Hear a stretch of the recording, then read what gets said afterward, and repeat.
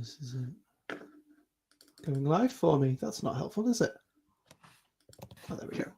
Bloopers. And welcome to bloopers. And welcome to the Inside Ripple podcast. My name's Andy Taylor, and I'm joined by Stuart and Isaac. As always, as we bring you BUCS breakdown for week 8, because we are looking back at week 7 results, and then we are going to go and look forward to week 8, the last official week before the Christmas break. So really looking forward to breaking that down with you, and we've managed to get it sorted for Instagram. So for the last few weeks we've been just via YouTube and Facebook, so if you are joining us on IG for the first time in a while, good to have you.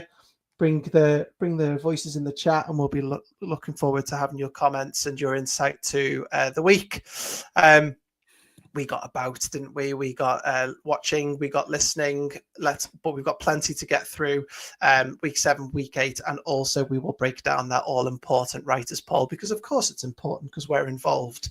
But let's get straight into the week 7 results. And as always, we start with the Premiership tier. So, Stuart, I think I gave Isaac first dibs last week. Where do you want to go to talk about first when it comes to this Premiership tier from week 7? I think knowing where Isaac went, I'll leave that game alone and let him cover that one.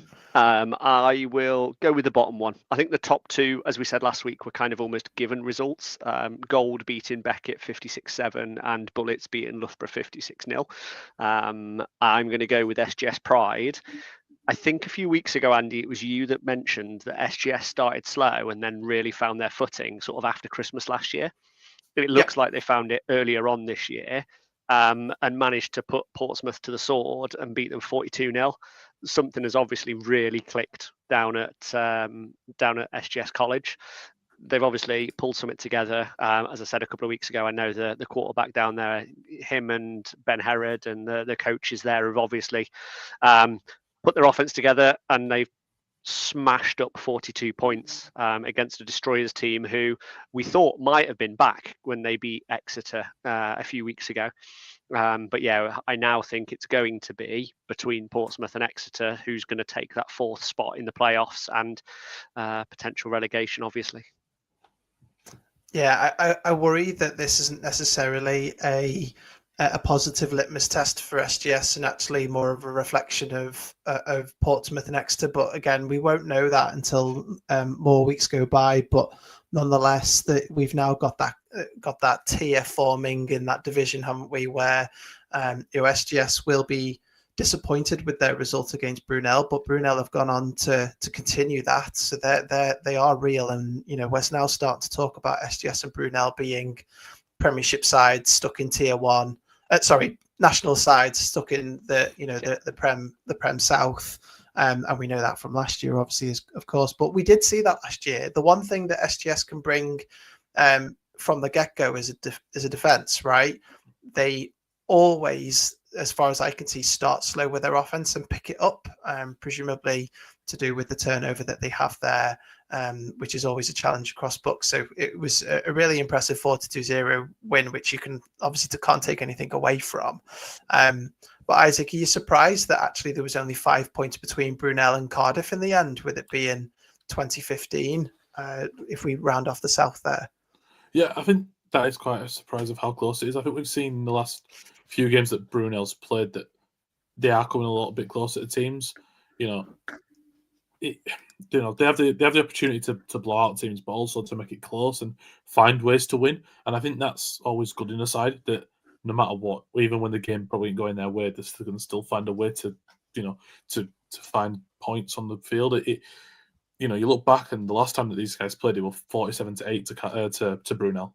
So it's either a huge improvement from Cardiff, or conditions weren't as good for Brunel. And I was going to say, what if there's an equaliser in the weather? Yeah, exactly. Yeah.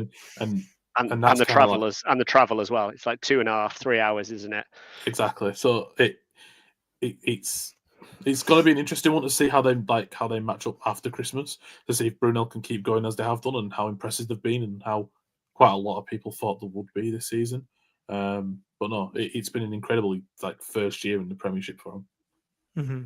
So probably taking you away from where you wanted to go, Isaac. Where do you want to go with the Prem tier? Oh, I think the North this week was quite an interesting one, especially that Newcastle Warwick game. I think we saw like Warwick, go into the game were 2-1. They've beaten Nottingham Trent, who sit number 1. They've beaten Leeds, who, they haven't played since week 2, and it looked like Warwick could actually do quite a good job. And Newcastle, that many of us have apparently been sleeping on, it showed us as to why we've been sleeping on them. In a tight, scrappy game, they came out on top. When Warwick obviously had to travel up the day before and stay over, and kind of helped them, but in the end, it hasn't helped. And Newcastle's kind of showed why they're so strong and people think so highly of them. But no, and also that Nottingham Trent game, I was in attendance. I was the Ian Atkinson fan club, one member, and yeah, Nottingham Trent came out with that 35-6 win. Leeds started the better. I think that the one thing that Nottingham Trent are definitely going to rely on this year is their defense. That defensive line, what I saw was incredible. Leeds on the offensive line did look shaky, I'd say. One side was really, really strong. The other side not so strong and looked a bit undersized. And Nottingham Trent could see that and just kept going for it no matter what. Leeds, on the plus hand, they've got a QB with a good arm. Multiple times they were getting open downfield and finding them. But when you got a team like Nottingham Trent who can run it on you, who can pass it on you, who can do everything, when they've got like a super heavy jumbo package they can bring in and basically run it in your face, it's hard to stop. And although the scoreline doesn't reflect any positive for Leeds, there was quite a lot of positives. And I think that, especially after the Christmas break where they can kind of fine tune a couple of things, I think that they'll come back and show, why they were so good last season. Yeah, and it's funny because normally we end up going top down when we're talking about the Prem, but we've gone bottom up. But in this week, just the way the results have been quite interesting to talk about. That less interesting is obviously those two Prem National games because they fit with what we've seen. Obviously, UE beating Loughborough 56-0 and Gold beating Leeds Beckett 56-7. However, Gold haven't necessarily done that type of scoring frequently. They've now done it twice on Leeds Beckett, haven't they? And now we've got them sitting at 4-0 and UE at 4-1. And there's just this chasm now, waiting to see whether it can be taken up by Durham. Have you got anything more to add, you two, about the Prem National, or are we kind of moving on from that? Is there anything coming up through the chat that wants to be talked about around the Prem National? We had one person who sort of regularly messages us after games that they travel to, and he just said that the Gold game was a bit scruffy to start off with.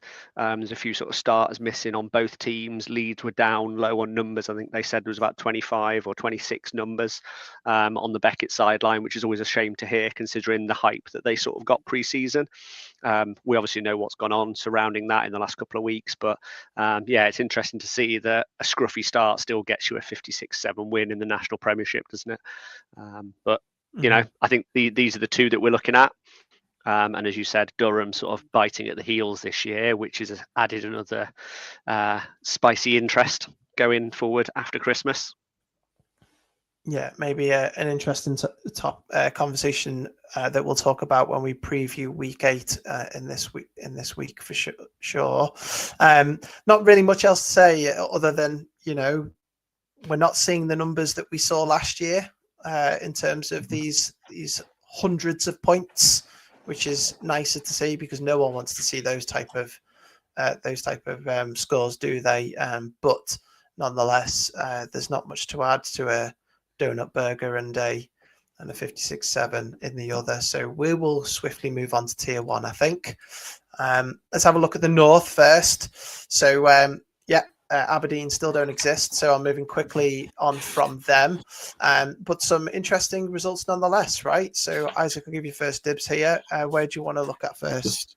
I saw a couple of stories from you again, like pre-game, and then kind of went. Just put that in there. No, I think Nottingham Gold and Sheffield Hallam, they're now going to start to maybe run away with it a little bit in the Midlands. Nottingham Green 37-7 victors over Sheffield. Sheffield Hallam 35-12 over Leicester. And I think Sheffield kind of know where they are and kind of know that, yeah, it's going to be good when we can compete with these guys, but we're not going to be able to right away. And Nottingham Green being able to do what they do and running pretty much the same playbook as Gold and showing different stuff that other teams won't show against Sheffield, I think helps them quite a lot. And Sheffield Hallam had that had a tough starter against the Green, but since then I've just looked like the Hallam from last year. So I think, that's okay for the Sabres, isn't it? That's I think we said this last week, where there's absolutely nothing wrong with Sabres coming up from Tier 2 from last year, beating Leicester and Derby, which they've done, and then losing to Green and Hallam Warriors, who have been stalwarts of Tier 1, sometimes up in the Prem, for years gone by. That's all right for this season, isn't it? It'll be obviously next season that they'll want to make that extra step, won't it? 100%. And this is kind of, I won't say the issue of only having one team promoted from the North A and South A and South 1, sorry, but like, because you only got one team up, you're going to have these where you're going to have the likes of Green, Hallam, Edinburgh Napier, the Rams, and them kind of teams that are just going to be stuck there for a while because there's only one spot to go up, and it's not like rotation of them. And teams like Sheffield are always going to struggle against sides like that just because they've got Prem quality players in Tier 1. It's always going to struggle for them, but no, it's definitely a positive for Sheffield that they've got the wins against Derby and Leicester early on. 2 wins against Leicester. So now it kind of they can not put their feet up, but can definitely look at the season and go, we're safe. We're going to compete in Tier 1 again next year. And Green now one of 5 undefeated teams across Tier 1. They're up there, aren't they? I think I already called them last week a Prem team in Tier 1. I'm sticking by that until I see otherwise. Anything else from you, Stuart, for the North? Two things from me. The Lancs score is wrong. Not that it makes a huge lot of difference, but they won 39-0. It matters. It might be a tiebreaker at the end of the day. It was actually 39-0. It does say it on BUCS Play. I think I went off one of the Raptors graphics rather than a sketch hand drawing with lots of text from the Lancashire Rams. They were so cool. Well done, guys.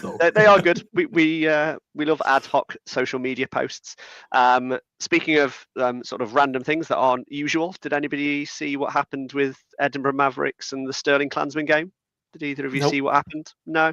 With about 2 minutes left, they got plunged into darkness because they wanted to close the sports centre, so they just turned the lights off. I think there was 1:30 or 1:40 something left on the clock, and they were like, "Nope, you're going home now." The lights did come back. The lights did come back on, so they could get off the pitch. But the game eventually finished 34-32 to the Klansmen. But they didn't let them finish out the regulation time, so that game was incomplete. Dear. But 34-32 win to Klansman stands. Peak Britball, right? That sounds like a play on the protest to me. Peak Britball. Who's in charge of this sports centre? Yeah, and hopefully Edinburgh weren't driving at the time. I was going to say because that'd be so bad. Because that's a tight game, and I think. Yeah. Certainly when I was looking through poll, which we'll get onto in a little while, that that's an important win for Stirling, isn't it? Especially when they're trying to keep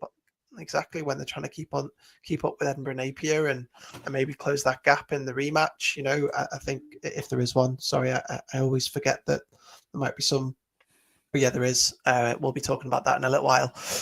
So yeah, I think it's really interesting result and obviously some donuts in the North. Interesting results nonetheless, aren't they?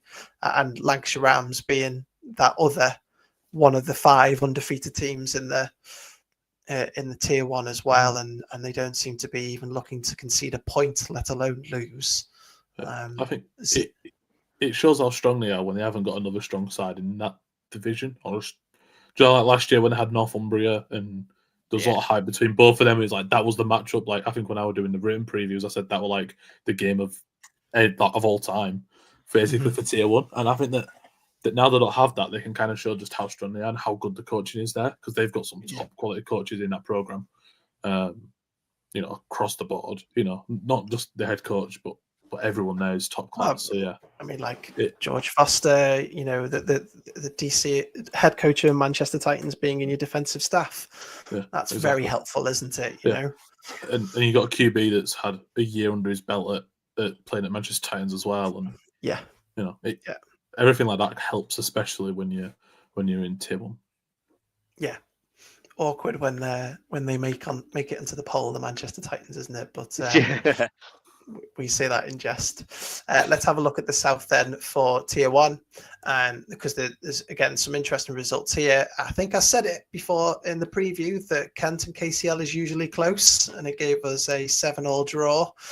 So it harks back to last year.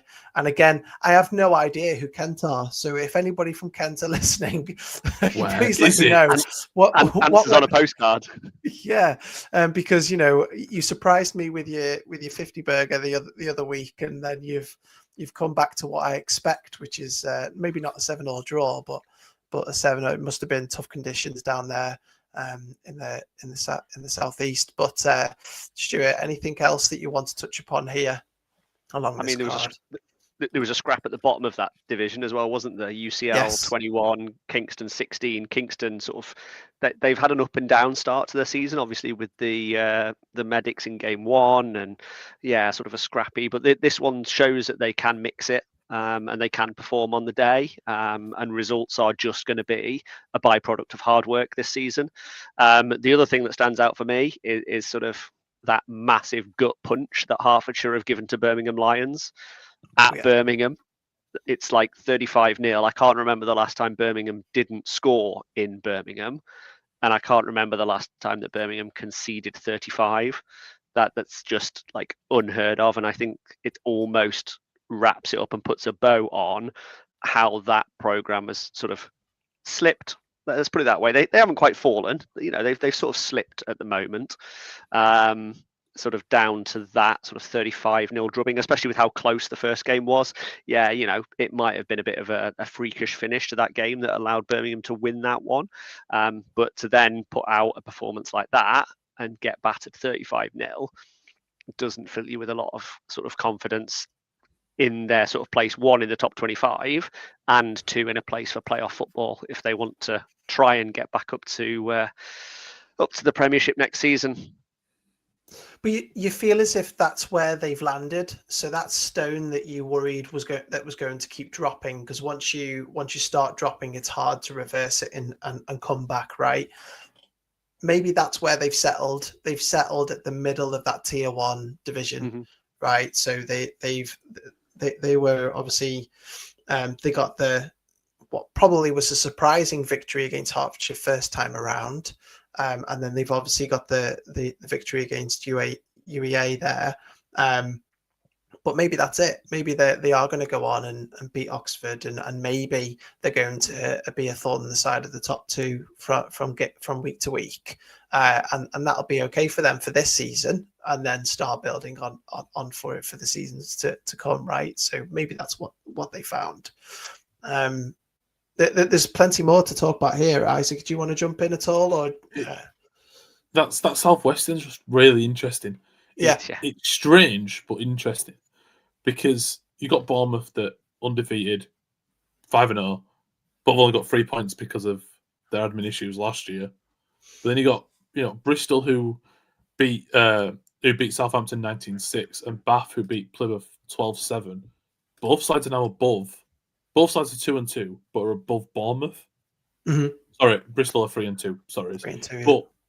But it's kind of mental how that's playing out in a way that Bristol's two losses have come from Bournemouth. Who would expect them to lose again? Or Bournemouth twice. So now they don't have to play another. They've played everyone else, I believe. You know what I mean? Now they could easily top that division.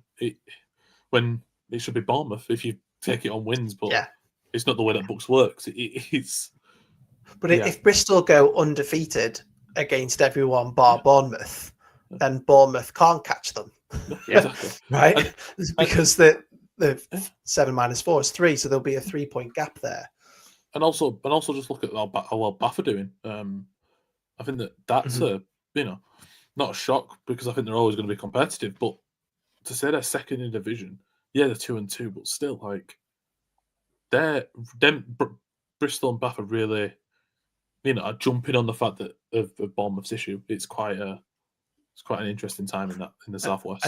And interestingly, they're now back to back. Now that they're split between a Christmas break, but their next two games are against each other, Bath and Bristol. So that'll be really interesting to see how that comes out, and how that shapes that division. Because, like I say, it's going to be tough for Bournemouth to, they're going to need Bristol to slip up to get that top, but Bournemouth's plans probably now to get in as a very high seed, second in the division. And obviously, if they come out with what will it be, 10 points?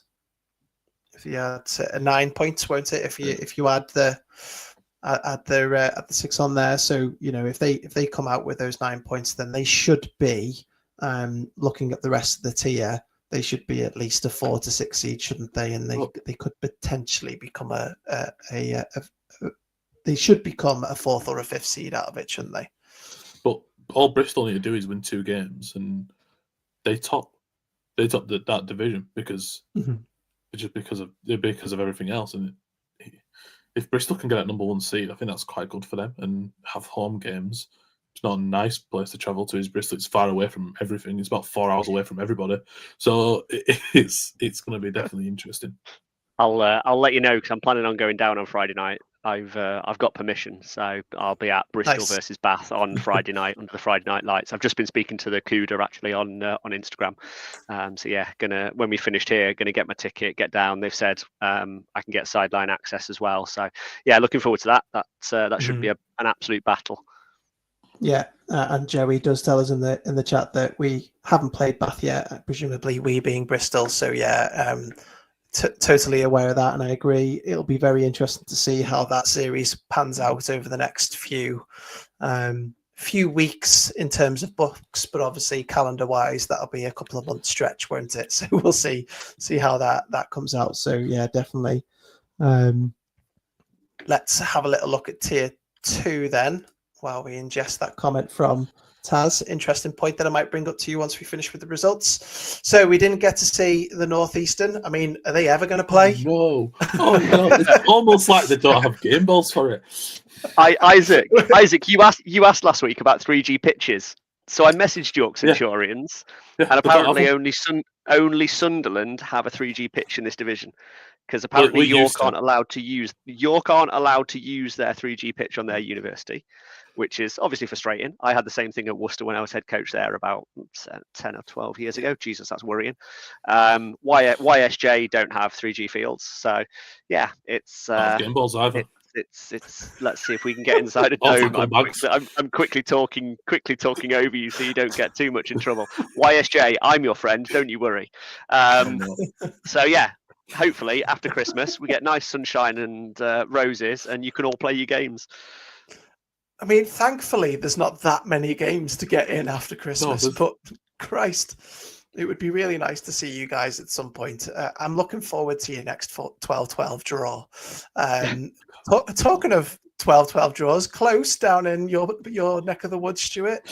Old rivalry that you're well aware of, 14-14 Worcester against Gloucestershire. Yep, it was always going to be an emotionally charged day, this one. Probably one thing that you guys didn't see, or you might have caught up with them, one of their ex-players passed away sort of middle of last week, and both the Royals and the ex-Black Knights teams sort of got together and tried to get a decent attendance on the sideline. They had sort of a minute's silence before the game, and I think this sort of scrap is synonymous with this fixture. There's been a lot of sort of stuff go backwards and forwards, as you would expect with varsity games. I've been involved playing, coaching, refereeing these games. And yeah, they are no love lost, put it that way. And everybody around the country will know that. and the 14-14 result, I also hark back to when I watched them play the Bullets, and it's just scrappy football. It's an 80-yard field, it's grass field right next to the River Severn. With the weather we've had recently, there's a photograph of the Royals underneath the goalposts at one end of the field, and it's that sort of togetherness. Gloucester put out some stats, and it looked fairly balanced. So, is it a fair result? I don't know. I wasn't there. But in the grand scheme of the table, it probably falls into place. And I think it probably helps Swansea and UE2 more than it does either of these two teams to have a tie on their record.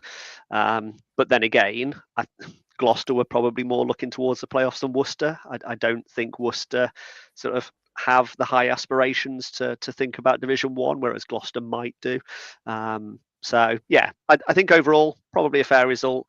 But yeah, certainly an emotionally charged day that I'll just come back to and just mention that again. Yeah, I can imagine. Obviously, a welcome to BUCS for Salford there against Lancaster, 38-0 for Lancaster. That's a really good showing for Lancaster, obviously. Good to get a 0 for the head-to-heads, obviously, when it comes to average points conceded, but also to get that win in very few games in some of these divisions, isn't there? But Isaac, I reckon I'm not talking the last man standing killer, the 20. According to Isaac Olcorn, the 25th best team in the country, ARU Siege, unfortunately for you, sir, lose 1 point to the DMU Lions. 2019 that finished. Thanks, guys. How do you feel? Disappointed, frustrated. L's in the chat, yeah. L's in the chat. That's what they say. It was meant to happen. We're not supposed to win these things, so no. Surprising though, right? I know we say it in jest, but that's a great victory for DMU. But is that, we did touch upon it last week, where we wondered whether ARU are just going to be scrappy. They're just going to scrap through their games, and this might have been where that scrappiness became their downfall. For this particular result, anyway. I wish I scrapped a bit harder, but but no, yeah. I think you've seen it all season long that I think 3 of their 4 games have been decided by a point or within 3 points or something like. It's been close all season long, and I think that for DMU to get the win, which doesn't happen that often, I think that's fair. I think last year they won once, against ARU, I believe. So yeah, probably a bad choice by me, but no, I think that definitely it's big for DMU, and it does hurt ARU quite a little bit. I'd say to lose to a team that never really wins, it's not going to be a good thing for your confidence, and especially now where I don't think they play now until after Christmas. So we next see them the end of January. They've got pretty much 2 months to think about that, and I think that can hurt them a lot, especially when you got a team in Cambridge or Lincoln that can start building a bit of momentum.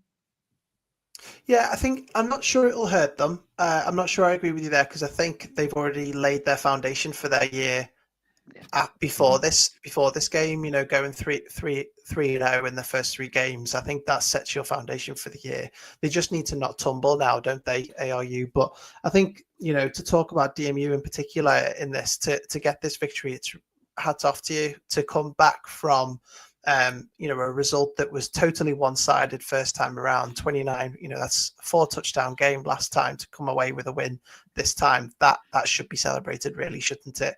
And puts the cat amongst the pigeons for sure in that division. When, as you say, Cambridge will be now sniffing down ARU's necks, even though that we've seen that once before. It'll make that head-to-head even feistier, won't it? Yeah. Should we just touch on the Southeastern? Imperial stay unbeaten. We were talking last week about when will a tier 2, or if a tier 2 team makes the top 25. Imperial were mentioned; they stay unbeaten at the top of that division. And then Quimble, I've seen you guys on the Instagram chat tagging people. You've also been active and sort of shouting about stats leaders on the game. They had a couple of new records set. I'm hoping that I don't butcher these names, but I'm going to try my best because they've shouted about it. Why not? One receiver caught 10 catches in one game, which apparently is one of their sort of best receiving records. James Opong Agyari. I really hope I haven't butchered that, buddy. But yeah, he had 10 catches for 94 yards. And then one of their running backs, I'm just scrolling across a different screen. One of their running backs rushed for 257 yards, which is phenomenal. And that was on 11 carries. So that's a ridiculous amount. Toby Moses, and then it's got Euro in inverted commas, whatever that means. That probably means something to someone. But yeah, that's phenomenal. Could you imagine if that's on a 90-yard pitch? I don't know what Quimble play on. But yeah, on a 90-yard pitch, 257 yards in one game. We've already touched upon 350 yards of offense in 2 players. Absolutely nuts, right? Is it any wonder that they put up 34 points on an Essex Blades side who are already down? There's nothing like hurting a side when they're down, but Quimble obviously did that, and they're pushing Imperial at the top of that division, aren't they? Well, only 1 point separates them, right? So 1 point in terms of on the field action. So they Imperial beat Quimble's 7-6 at the beginning of the year. Obviously, there's a 2 point BUCS points in between them in the division, but that's going to be tight finished that division, isn't it, between Imperial and Queen Mary? So I think looking forward to seeing how they can maybe progress that offense to maybe try and take it one step further against Imperial. But Imperial are now 3-0 and worthy of your 25, Isaac. I'm sure if ARU are. Yeah. I don't know where you are still, guys, but definitely. I've been disappointed last week. So next week, we'll be getting some more Div 2 teams in there. Class. Quimble are quickly telling us that they play again at the end of the season, so no doubt they'll be pinboarding that for slightly better stats. So keep us up to date, guys. Tag us in those posts, and we'll revisit your stats at the end of the season. Yeah, well done, BUCS, for putting that at the final game of the season, 22nd of Feb. That'll be circled on all of their players' calendars now, won't it? Which will be the final, effectively, for that division, won't it? We think. Obviously, there's plenty more to happen in between, and it is the Southeast 2A, which had us in fits last year. So we will see how that pans out. Didn't complete a game till about the 7th week. Yeah, exactly. Yeah, 100%. There was all sorts going on last year. Brilliant. So, as always, after we review week 7, we have a little look at the writers' poll that comes out just before the week. And obviously, we want to kind of touch upon how we think the results might affect that writers' poll, because as always, we agree to disagree with it. And I'm sure there's plenty of conversation to be had. We wondered this time last week whether there would be any movement in the top 5. Well, we did see UWE take a trip above Durham, and that makes sense. You've now got the head-to-heads all in order now, don't you? And then we saw SGS Pride being that 5th team that pops up into the top 5. And I think we could probably quickly move on from this, because I don't think that surprises any of us, does it? I know we said last week NTU potentially, depending on how high you are on them. But have we got any surprises that SGS are number 5? No. Really? No. I think that's pretty much standard, is that? Yeah, and I don't think that'll change, seeing as the results we got this weekend either. Yeah, fair dues. Well, 42-0, you can't actually knock them, can you? It's just a case of whether you think that anyone's better than them, I suppose. If you're part of the Ian Atkinson fan club or not. Yeah. It'll be, you know what? It'll be interesting. So I would be surprised if they did do any swapping between Brunel and SGS, because at the end of the day, Brunel keep winning and SGS have won, and Brunel have the head-to-head, right? But stranger things have happened, haven't they? So let's see what happens with the top 5 this week. nicely reflects my ballot, just to put it out there. So I must be doing something okay. Let's have a little look at the rest of the top 10 to start off with. So as always, we've got movers all across the top 10. So NTU come up to 6, Cardiff come up to 7, up 3 places. I can imagine that might change. Warwick come down 3 places, so they didn't drop too far. They got fitted in just behind NTU and Cardiff at 8. Loughborough dropped down by 1 to 9, and Northumbria skyrocket from 15th to 10. Any comments on the top on the rest of the top 10 there?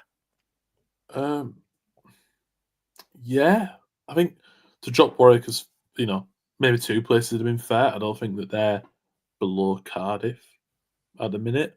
I think NTU being the 6 is fair. That the South has been better. Just if you look numbers wise, the South Prem is better than the North Prem. I think Warwick's quite hard done by. Loughborough, I agree with that. I think that's fair to be 9, especially with what's been happening with Leeds Beckett as well and how far they've plummeted down. And in Northumbria, I think that's quite a high jump, especially above the likes of Edinburgh, Napier, and Lancashire. But again, I suppose this is on the back of a Warwick loss to NTU and a Northumbria win over Newcastle, which even they're 12th. So we're saying that Warwick lost to what was considered the 7th best team in the country this time last week, and then obviously Northumbria beat what was effectively and still is the 12th best team in the country according to this poll. So I can see why there might have been a flip, but yeah. Do you feel, with the opinion of Cardiff and Warwick, do you think that's because we've got bias from last year? Do you think if we scrapped last year in our minds, do you think we would still see Cardiff and Warwick the other way around? Because Cardiff are 2 and 3, right? Yeah. So that's the 2 and 3. They've lost to Brunel, who we've already talked about is the 4th best team in the country. Yeah. They've twice, by the way. And their other loss was an 8-point loss to SGS. Mm-hmm. But on the flip side to that, Warwick have beaten Nottingham Trent, who we have at 6. They've lost to Newcastle, where the journey is ridiculously long, and I can understand why they've lost it. It was a close game, like 1-point close game. Then they've also lost to Nottingham Trent. So I can't. That's always going to be a tough one because you can see them more as equals rather than one better than the other. I think that's a fairer point. So I think these two can swap and change, and no one's going to really have an issue. But I think the issue more for me would be to knock Warwick 3 points for losing to the number 6 team. I mean, as things stand, if you look at the spreadsheet, that is going to be a quarterfinal game. Yeah. Mm. It is going to be Warwick versus Cardiff in the playoffs as things stand, as we have it. So I think it's fair to have them sort of 7 and 8, and they could be interchangeable. I don't think it really matters which one. I think what matters is how we've got, or the team, the writers' poll, have got everybody else around that. And I think it has to stay that because NTU have the head-to-head over Warwick with that win a couple of weeks ago now, wasn't it? So you have to have NTU above Warwick. Cardiff and Warwick are interchangeable. Loughborough are there or thereabouts, and if they went down, they'd probably beat. I think they'd probably beat the 3 teams above them. They'd probably still beat Northumbria and the rest of the ones below them. So I don't think you can move Loughborough too much lower. And yeah, as you say, Northumbria slip up to 10 by 5 positions on the back of a 17-14 win against a team who are very similar to them. But I still think Northumbria beat the 5 teams that are below them. Do they slip again after a 5-point loss to Brunel, or do you reckon they stick at this point, Cardiff? I potentially. I mean, Warwick also lost, so if you slip Cardiff, you potentially slip Warwick. Yeah. But then, who do you move up? Do you move Loughborough up after a huge loss to UE, wasn't it? Mm-hmm. Who else? What happens to Newcastle? Newcastle beat Warwick, so you probably see Newcastle come up. If the other teams drop, do you see Northumbria go up? I know what I did, but I don't know what the collective will do. For me, looking at the collective here, I still think Bournemouth and Lancashire are far too low. I've got them way higher. I know they're tier 1. I know they're not Prem, but I think they're hidden Prem teams. I think that they're in the wrong tier. And so that's where I start having a fight when I'm coming to my ballot, is how far up am I willing to put these two teams? And obviously Green are going to come into this conversation more and more and more as the weeks go by as well, which we haven't touched upon yet.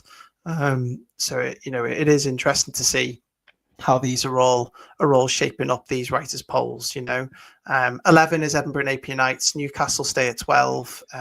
Bournemouth drop 2 to 13. Lancashire drop 1 to 14, and then Nottingham Green pop up into the top 15 by climbing 4 places. So you've got that. I would say those 3 are the Prem teams that are in tier 1. Mm-hmm. And they can't all go up, can they? But that's what we're faced with in BUCS, isn't it? That there aren't that many that can do that swap up to the Prem. I feel as if that they're the ones that might be sitting a little bit low in this poll. Don't forget, there's some good teams in the south as well. Yeah, 100%. They're 3 strong northern teams, and Bournemouth. Talked about Bournemouth. Oh yeah, Bournemouth are south. Yeah, 100%. But there's 2. Shut up, Isaac. You don't know geography. There's a few more. There's a few more to go on to talk about, obviously. But I think certainly opening the bag of my picks, my 5 to 20 has changed the most this week than it ever has changed.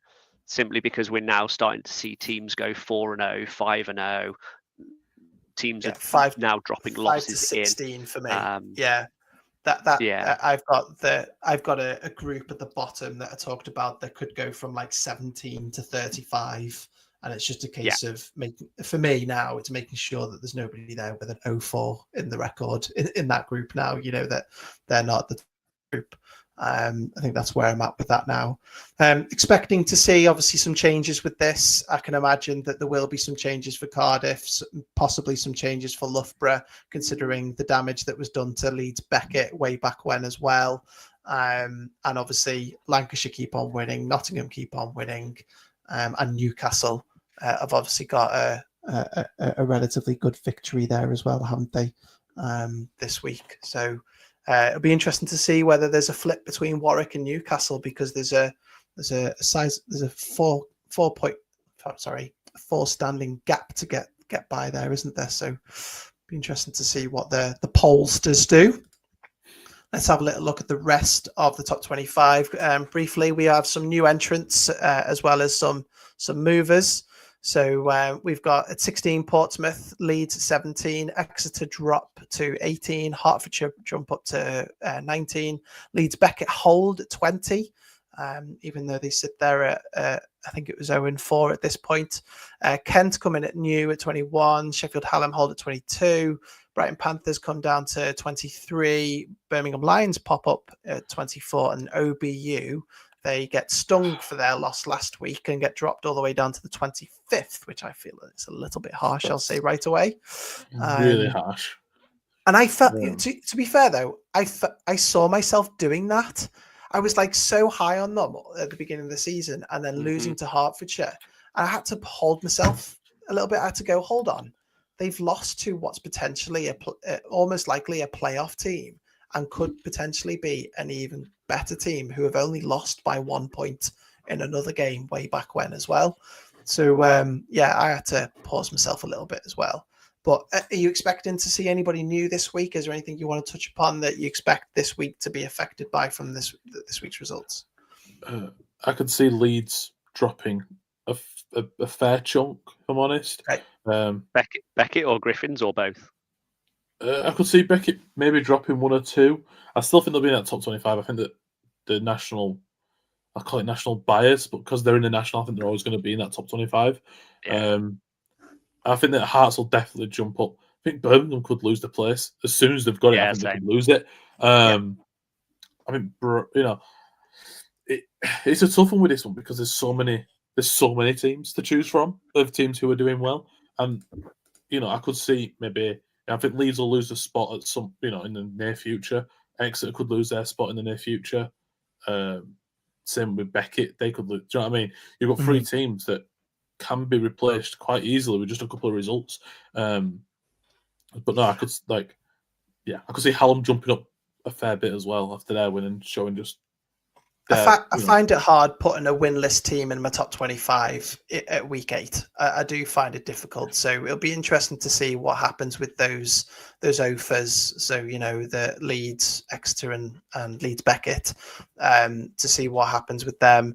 And then you're down to those one-loss tier 1 teams, aren't you? So Sterling, you've got Brighton, KCL, Kent. KCL are undefeated. They're not even one loss. I didn't know what to do with them, really. They've got three games and they're 2-0-1. And their one tie was against Kent. So and Kent have got a loss against Brighton. So what do you do with that sort of when you're shuffling those cards? We're wondering what to do there. But anybody else you expecting to potentially see? I think I put Bristol as 25 this week, because I think they're doing everything that they should do, other than against who I have in a team who I have in the top 10 in Bournemouth. Do we see? Yeah. Do we see the return of the Manchester Tyrants / Titans?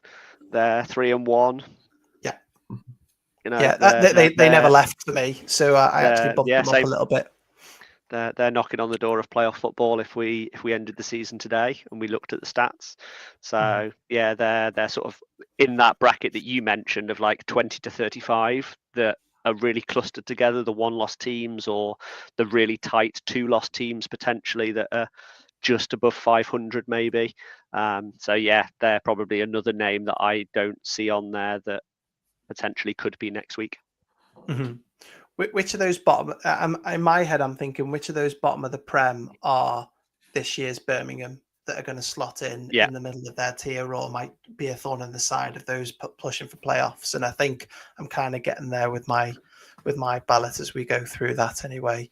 But nonetheless, I'm sure we'll see some movement. As I do every single Wednesday, I'll get my ballot in as soon as we press end stream, because I like to have this conversation to finalize my ballot before I enter it. So I love the fact you care about our opinion. I'm a fan of that. I really do. It's important to me, except for when it comes to your 25th pick.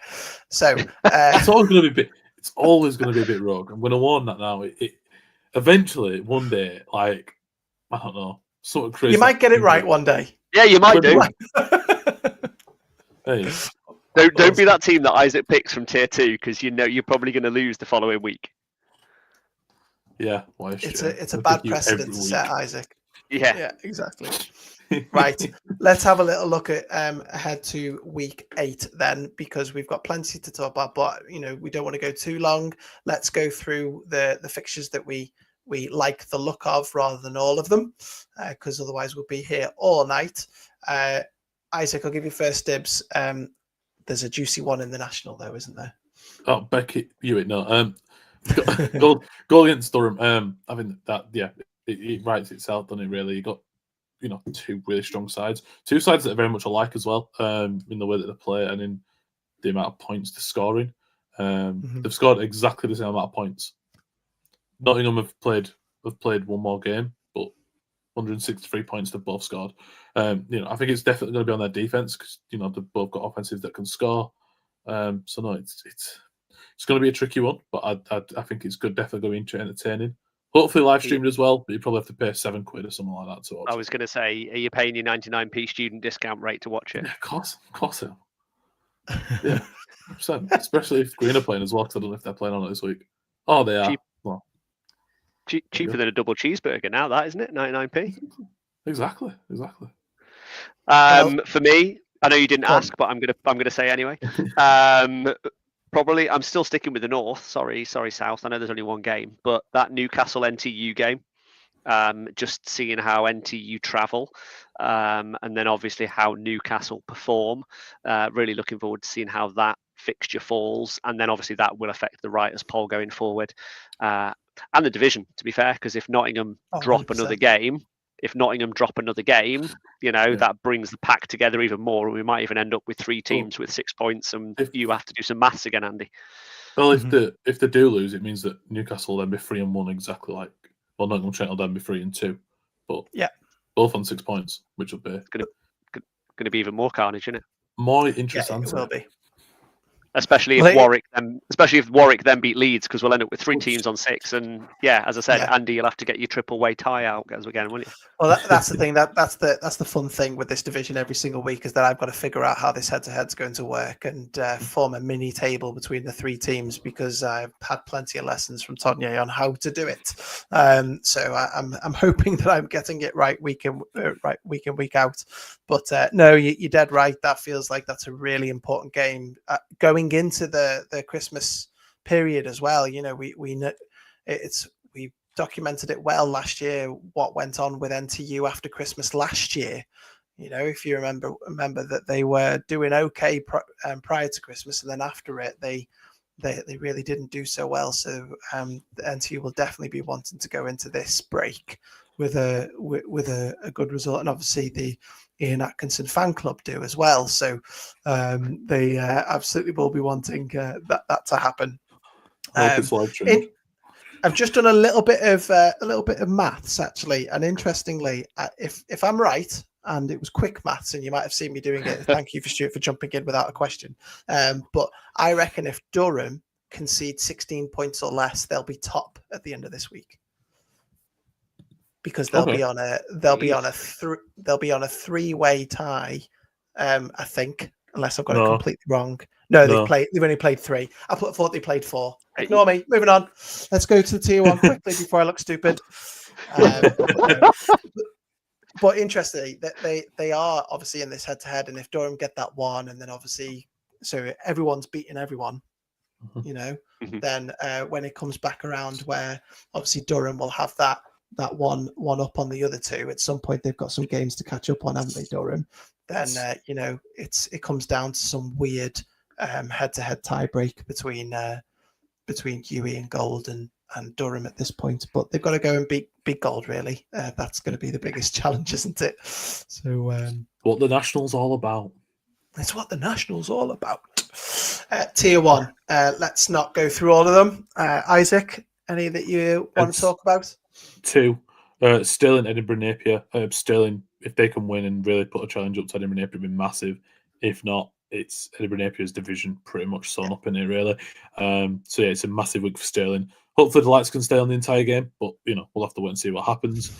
And it's that Derby Sheffield game. Sheffield with a win can secure their safety in tier 1, I believe. And they've already pretty much secured it. But winning against Derby puts it beyond all doubt, I believe. I think that's a note I gave you last week, wasn't it? I think so. I'm pretty sure that's what I looked at when I was looking at the tables on Sunday, that if Sheffield can get a win this week, then they'll be on 8 points. They will, and they'll secure their fate in tier 1. I wondered whether it had actually happened last week, because Leicester had lost. There's 2 relegation places in there. Yeah, it's true. So, big game, massive game. Stuart? I was really confused for a minute and frantically tabbing between different things on my screen. You put these together and asked me to use my magic wand, and I seem to have made the Bristol versus Bath game disappear off the graphic. So we'll mention it again, that it is Friday night. It is not on this graphic. It will be on the results graphic, don't you worry. But yeah, that's happening on Friday night. It's a 7 o'clock kickoff.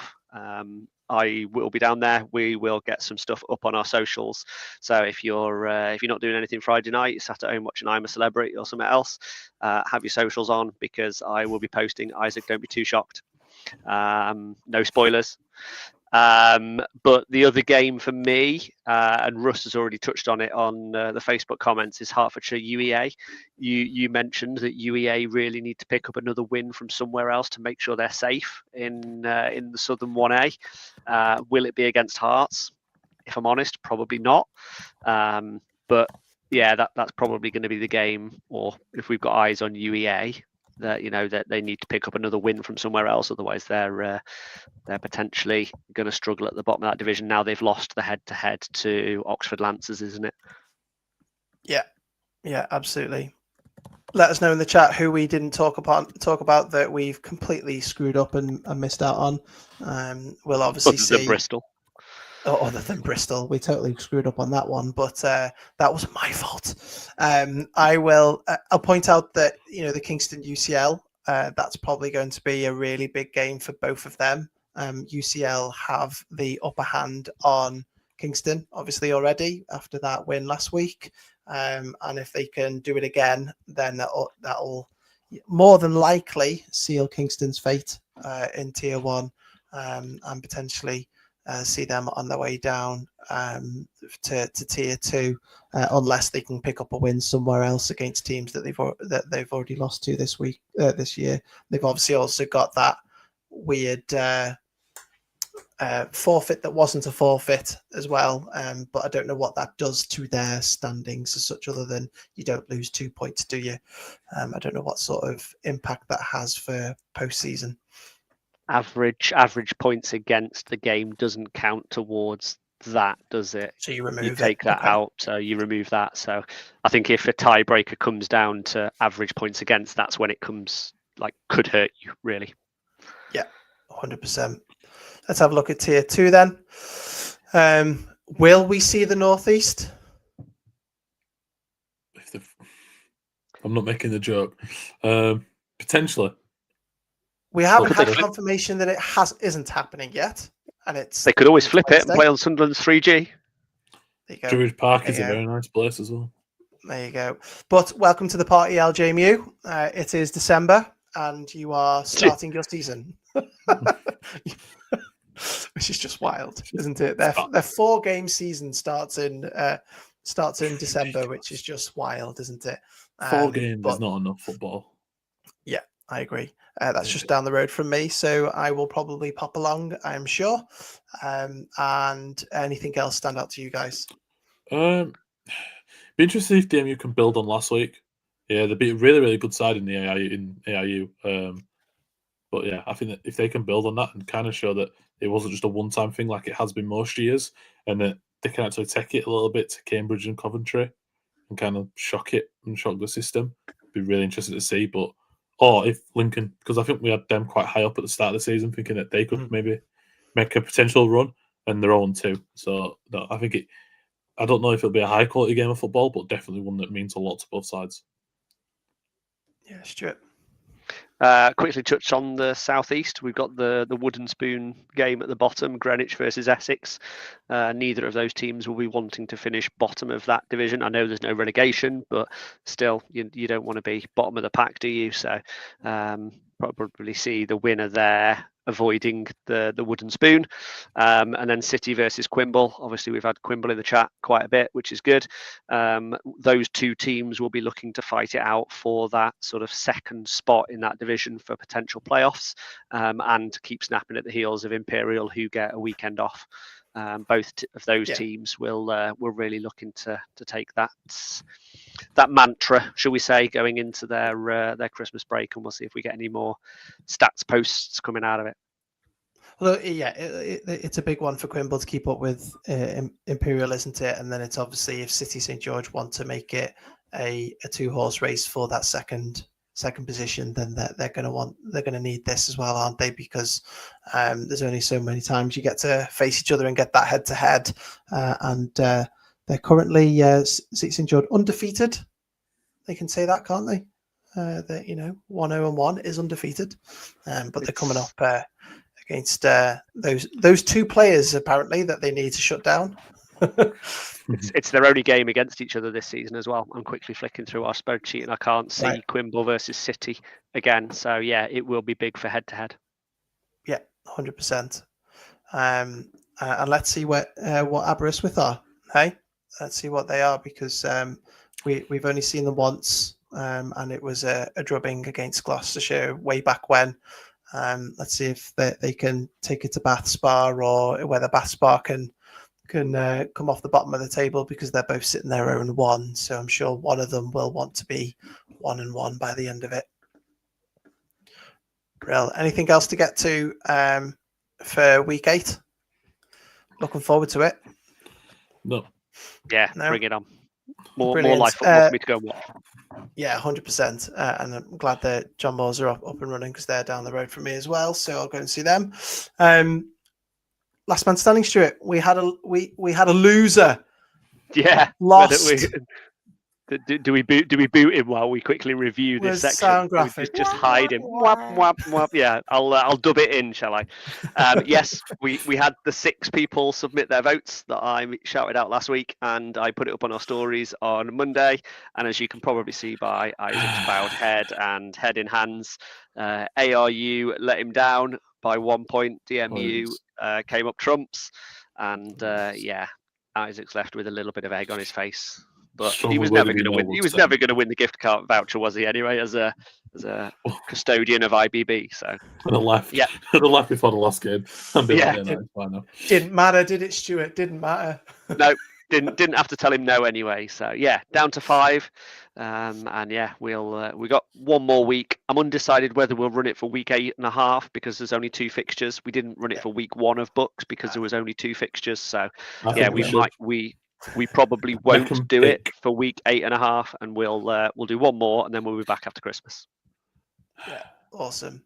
I'll keep an eye on our socials to keep up to date with that. Well done to those 5 that are in it. I'm sorry, Isaac, but you did put all your eggs in that ARU basket, didn't you? I had my Nottingham and Newick pick left as well, and I regret as soon as I was like, I'm regretting it. I'm regretting picking them here because they're just gonna lose. Imagine falling out of last man standing with you in gold in your back pocket. It's like in your back pocket with your pants down, isn't it? Really? So, hey, it's impressive. It is. That is one thing. It is. It's impressive. Exactly. So I'm proud of me. Yeah, I'm sure you are.